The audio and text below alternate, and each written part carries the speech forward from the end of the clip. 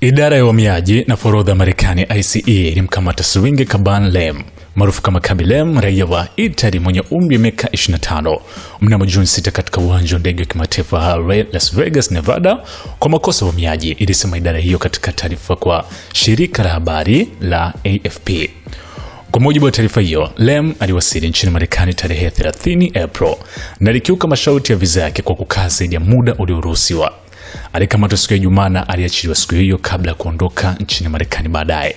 Lem ambaye ni balozi mwema UNICEF na ana zaidi ya wafuasi milioni 162 kwenye TikTok hakutoa taarifa yoyote hadharani kuhusu tukio hilo kufikia alasiri ya Jumamosi. Tangu kuingia madarakani mwezi Januari, rais wa Marekani Donald Trump ametekeleza sera kali ya kudhibiti uhamiaji na kampeni kubwa kurejesha mkoa wa uhamiaji, ingawa baadhi ya hatua hizo zimeweza kupingwa mahakamani.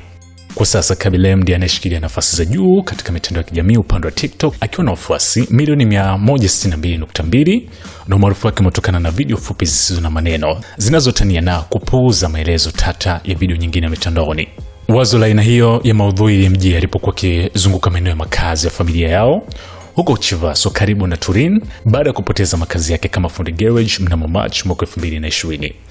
Kwa mujibu wa jarida la Forbes, video zake zilimwezesha kujipatia takriban dola milioni 16.5 kupitia mikataba ya kibiashara na kampuni mbalimbali kati ya June mwaka 2022 na Septemba mwaka 2023.